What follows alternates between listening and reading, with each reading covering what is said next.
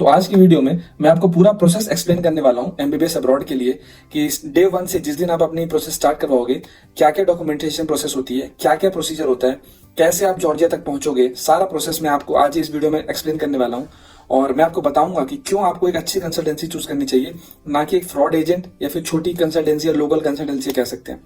क्योंकि बहुत सारी दिक्कतें होती हैं जब हम एक लोकल कंसल्टेंसी या फिर जो बहुत फेमस नहीं है या फिर बहुत अच्छी सर्विस नहीं दे रही है, जब उनको हम चूज करते हैं तो उससे आने वाले टाइम में बहुत दिक्कत हो सकती है वीजा प्रोसेस में। तो एक जनरल आइडिया मैं आपको आज इस वीडियो में देने वाला हूँ कि पूरा आपका डॉक्यूमेंटेशन प्रोसेस क्या क्या होता है और किस हिसाब से चलता है। क्योंकि जो चीज मैं आपको बता रहा हूँ मेरे साथ खुद हो चुकी है। पहले मैंने एक स्मॉल कंसल्टेंसी को कांटेक्ट किया था तो मेरा 1 साल खराब हुआ इस चक्कर में। तो मैं नहीं चाहता कि आप लोगों का भी टाइम खराब हो, क्योंकि इस समय टाइम ही सबसे ज्यादा वैल्यूएबल है हर एक स्टूडेंट के लिए। तो मेरे साथ जो चीज हुई थी मैं आपको आगे चल के वीडियो में समझाऊंगा और क्यों हुई थी वो भी बताऊंगा। तो मैं चाहता हूं कि आप लोग वो गलती ना करें, इसीलिए मैं आज ये वीडियो बना रहा हूँ। वीडियो शुरू करने से पहले अगर आपने अभी तक चैनल को सब्सक्राइब नहीं किया है तो प्लीज चैनल को सब्सक्राइब कर लें, क्योंकि मैंने ये जो चैनल है सिर्फ आप सारे स्टूडेंट्स के लिए ही बनाया है। क्योंकि मैं आपको वो सारी इन्फॉर्मेशन, सारा एक्सपीरियंस देना चाहता हूँ जिसकी हेल्प से आप जब भी किसी अब्रॉड जाओ अपनी एमबीबीएस करने किसी भी कंट्री में तो आपको कोई भी दिक्कत ना आए। और आप लोगों का प्यार और सपोर्ट ही मेरे लिए मोटिवेशन का काम करता है।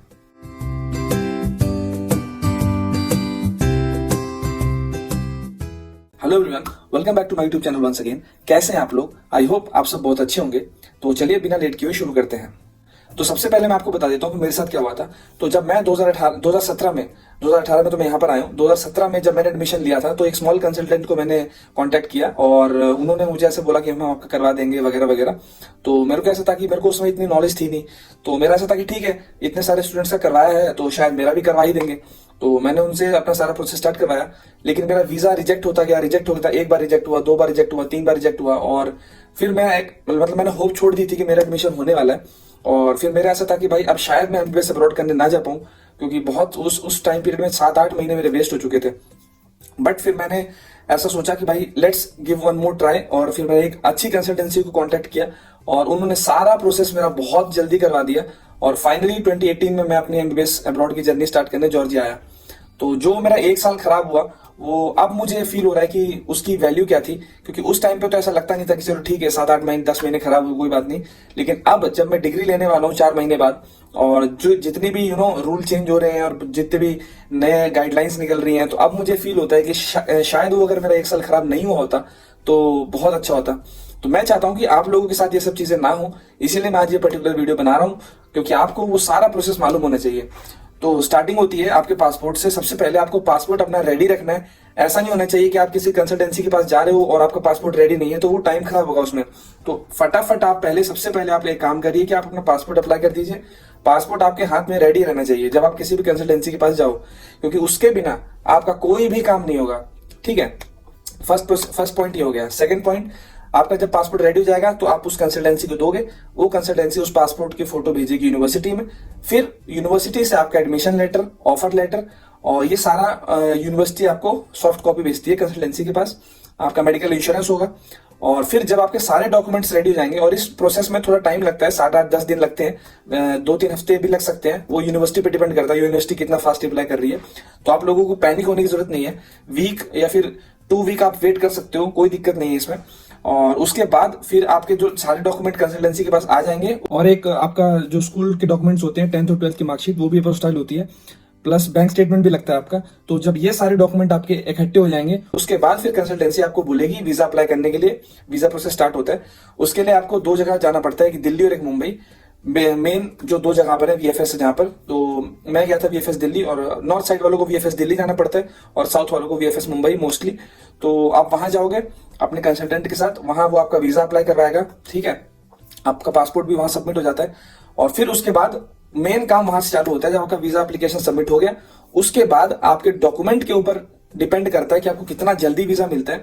क्योंकि मेरा शायद डॉक्यूमेंट अच्छा नहीं था, इसीलिए मुझे वीजा नहीं मिला फर्स्ट टाइम, और मेरा रिजेक्ट होता गया 2 बार 3 बार। बट जब सेकंड टाइम मेरा अच्छा था, सारे डॉक्यूमेंट आई थिंक मेरे सारे कंप्लीट थे। मेरे पास हॉस्टल का रिजर्वेशन था, मेडिकल इंश्योरेंस था, ऑफर लेटर था, एडमिशन लेटर था, तो सारे डॉक्यूमेंट आपके जब पूरे होंगे तो वीजा आपका जल्दी आ जाता है। बट 2-3 हफ्ते तो मिनिमम लगते ही हैं, 2 हफ्ते तो मिनिमम लगते ही हैं एटलीस्ट। तो आपको वहां पर भी पैनिक होने की जरूरत नहीं है। बट हाँ, एटलीस्ट 1 महीना हो गया और आपका कोई आपको अपडेट नहीं है, तो जरूर आप अपने कंसल्टेंट को कॉल करके पूछ सकते हो कि भाई क्या प्रोसेस है। और अगर रिजेक्ट होता है तो उसका रीजन भी वो बताते हैं कि क्यों रिजेक्ट हुआ है, तो उसके लिए भी आप उस हिसाब से अपना प्रोसेस कर सकते हो कि क्या भाई क्या दिक्कत थी किस डॉक्यूमेंट में, तो आप दोबारा सबमिट कर सकते हो, उसमें कोई भी दिक्कत नहीं है। और वीजा रिजेक्ट अगर किसी का होता है, मेरे आप लोगों में से किसी का भी, तो आप बिल्कुल भी परेशान मत होइए, दोबारा आप वीजा अप्लाई कर सकते हो एक बार रिजेक्ट होने के बाद भी। तो ये सारा प्रोसेस था। एक बार आपका वीजा आ गया, आपका पासपोर्ट आपके एड्रेस पे आ जाएगा और उस पर वीजा लग के आपके पास पहुंच जाएगा। ये हो गया सेकंड मेन प्रोसेस। उसके बाद आपका कंसल्टेंट जो है, जिसको आपने पैसे दिए हैं अपना सारा प्रोसेस करवाने के लिए, वही आपकी टिकट करवाएगा। 1 वे टिकट होती है दिल्ली टू जॉर्जिया या फिर किसी भी स्टेट टू जॉर्जिया, और उसका सारा कॉस्ट आपका कंसल्टेंट देता है।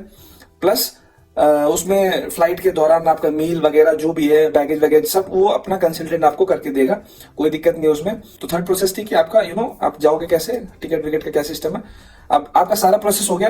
अब आपको जाना है यहाँ से जॉर्जिया, फ्लाइट पकड़नी है। तो फ्लाइट वाले दिन आप यहाँ से फ्लाई करोगे, बीच में जो भी आपका लेओवर वाला एयरपोर्ट होगा, कोई भी बहुत सारे हो सकते हैं, फिर आप फाइनली जॉर्जिया पहुंचोगे। तो जॉर्जिया में आपका जो कंसल्टेंट है वो पहले से ही यहाँ हॉस्टल वालों से कॉन्ट्रैक्ट रहता है उनका, ठीक है।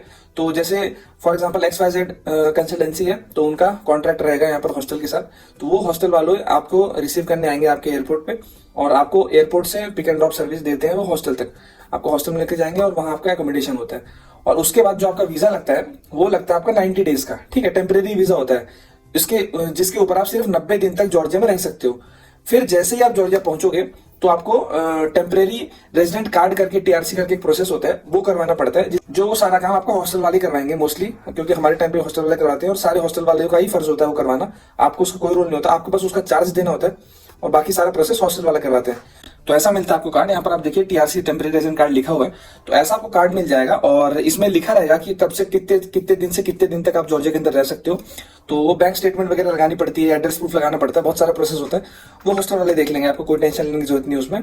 एक बार आपका ये सारा प्रोसेस हो गया तो आप लीगली जॉर्जिया में रह सकते हो। मोस्टली हॉस्टल वाले 1-1 साल का करवाते हैं ताकि आप उनके साथ बने रहो। तो 1 साल का मेरे हिसाब से सारे हॉस्टल वाले करवाएंगे आपका, क्योंकि 1 साल का कॉन्ट्रैक्ट होता है हॉस्टल में। और उसके बाद फिर अगर आप फ्लैट लेते हो तो फिर आपको ये सारा प्रोसेस खुद करना पड़ता है, और उसके बाद आप खुद ही समझ जाओगे, कोई बहुत बड़ी प्रोसेस नहीं है, छोटी प्रोसेस है। एड्रेस प्रूफ, बैंक स्टेटमेंट जाके अप्लाई करना होता है, वहां पर फीस भरनी होती है और उसके बाद आपको टेम्परेरी रेजिडेंट कार्ड मिल जाता है। तो उसके बाद आपको जॉर्जिया में कोई दिक्कत नहीं है, आप लीगली रह सकते हो। और बैंक का कार्ड भी इसी बेसिस पे बनता है, आपको ये कार्ड लेके जाना है बैंक में, या फिर आप पासपोर्ट भी लेके जा सकते हो और आपका बैंक अकाउंट खुल जाएगा। आपको बस का कार्ड मिल जाएगा, मेट्रो का कार्ड भी आप ले सकते हो पासपोर्ट या इसके बेसिस पे। और इसके अलावा एक और चीज है जो बहुत इंपॉर्टेंट है, जो मैं आपको बताना चाहता हूँ कि जब भी आप इंडिया से आओ तो आप एक इंटरनेशनल डेबिट कार्ड बनवा के आओ, और सबसे best international debit card Punjab national bank का है। तो मैं आपको दिखाता हूँ कैसा होता है। ये देखिए ऐसा होता है, और ये जब भी आप बैंक में जाओगे PNB में, वहां पर आप बोलिए कि मैं इंटरनेशनल स्टूडेंट हूँ और मुझे इंटरनेशनल कार्ड चाहिए पंजाब नेशनल बैंक का, तो वो आपको 1 महीना लगता है उसको आने में, तो वो आप बनवा लीजिए। सबसे कम चार्ज लगता है उसमें, 250 रुपीज लगता है सिर्फ विड्रॉ करने में, $500 एक दिन में $500 की लिमिट होती है। तो मेरे हिसाब से PNB का इंटरनेशनल कार्ड सबसे बेस्ट कार्ड है, तो वो भी आप इंडिया से बनवा के लाइए। ये कुछ बातें थी जो आपको पता होनी चाहिए, बहुत इंपॉर्टेंट। और जब भी आप किसी भी कंट्री में जाइए तो ये सारी सब कंट्री के लिए सेम है। और आई होप आपको ये वीडियो अच्छी लगी होगी। वीडियो अच्छी लगी तो जरूर लाइक करें और अपने दोस्तों के साथ शेयर करें जो अपने MBBS अब्रॉड की जर्नी प्लान कर रहे हैं। और मिलता हूं आपसे नेक्स्ट वीडियो में। Till then take care of yourself and peace out.